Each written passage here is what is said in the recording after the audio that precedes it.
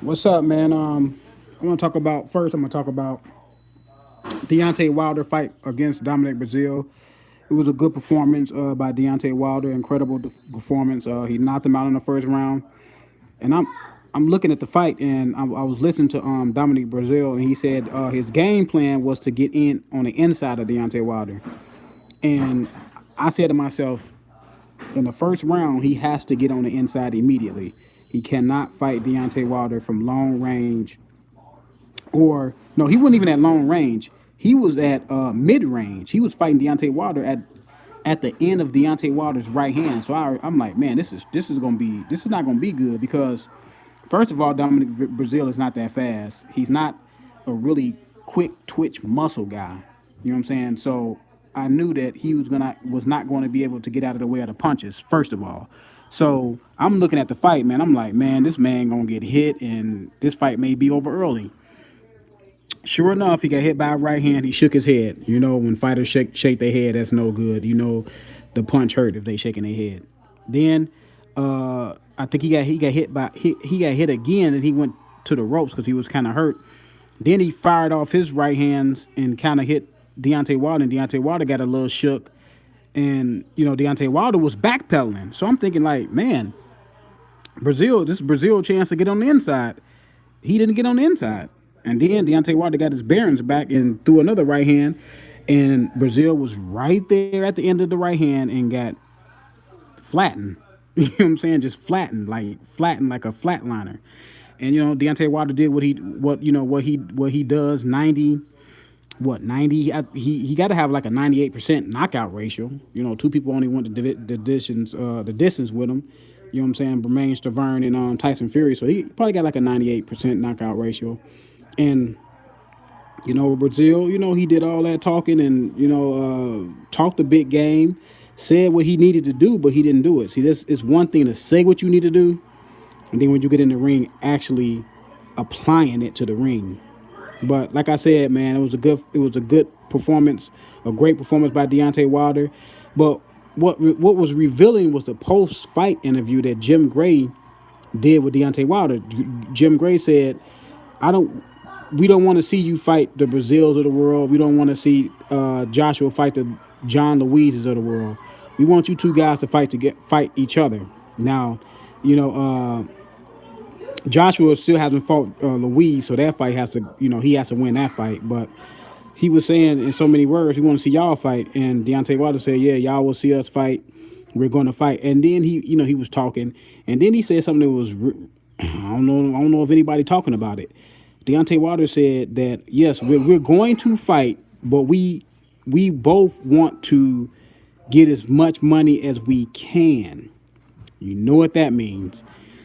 That's telling me that Deontay Wilder, as he's saying all along that he was trying to make the fight with Joshua, and now he kind of contradicting himself, and he's saying that yeah, we're gonna fight each other, but we're gonna make the most money possible.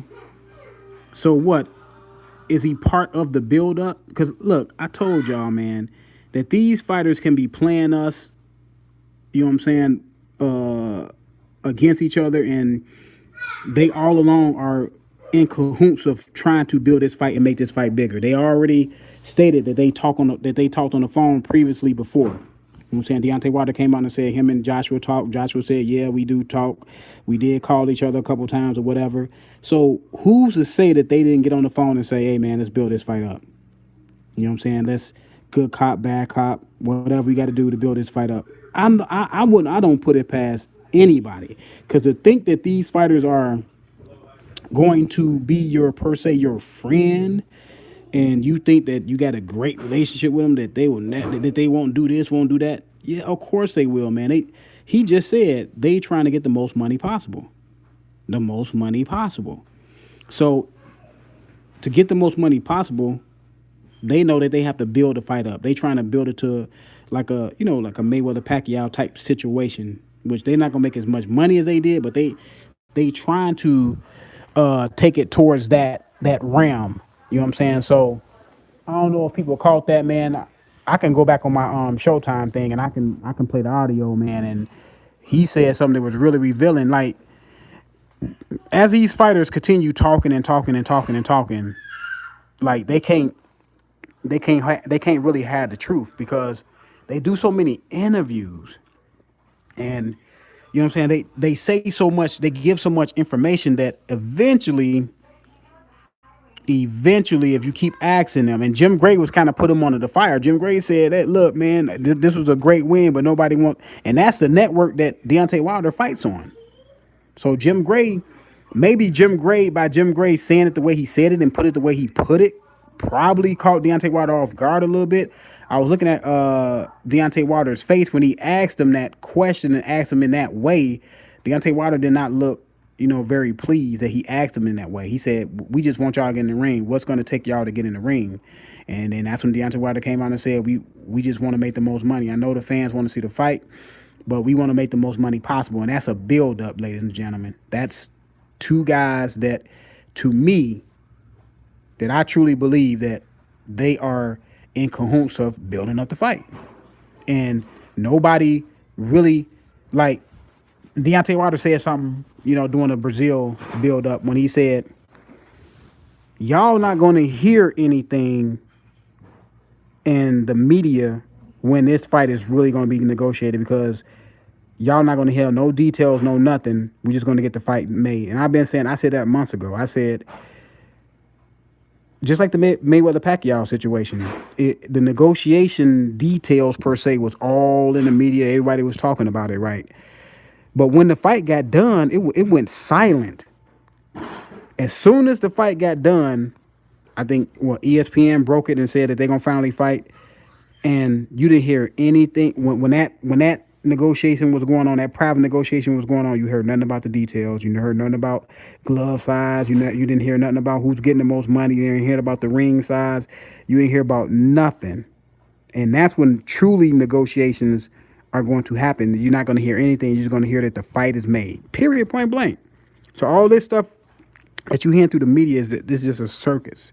It's a circus to get everybody riled up. They building up the fight. So guess what? They put all the negotiations in the media because they want to build the fight up. They want to put two sides against each other because you have to have two sides going against each other to build up a great fight and to make a lot of money. And that's what Deontay Wilder alluded to. So, I called it. I'm pretty sure other people called it. But same thing as when Earl Spence told Terence Crawford, no, you're not on the list of me fighting you. You know what I'm saying? I'm going to take the easy route and I'm going to fight Sean Porter. So it's that same thing, man. But like I said, man, it was a good performance by Deontay Wilder. We'll see what happens next. But I want to talk about this Paulie Malignaggi situation, man. What's up with Paulie Malignaggi and going out here trying to fight bare knuckle? Like, really? Didn't Paulie Malignaggi have troubles with his hands and he had gloves on? Now he finna go out here with no gloves on and fight bare knuckle? Come on, Paulie Malignaggi, man. What are you doing? You need the money? I know Paulie Malignaggi don't really need the money. I mean, he doing all this commentating for Showtime, and he's in the UK doing commentating for them. I can't imagine that he needs the money that bad. They must be offering him a lot of money. Well, I don't know. This bare knuckle thing just really started up, so I doubt if they can give him $2-3 million for this fight. You know what I'm saying? So I don't know. I mean, he had some animosity with this Conor McGregor's friend, training partner, whatever. I seen a video when Paulie Malignaggi smacked him, and I don't understand, man. Like, Paulie Malignaggi got to understand that this is a bare knuckle fight. This is not boxing in the ring with gloves on and you protecting your hands, with somewhat of a cushion.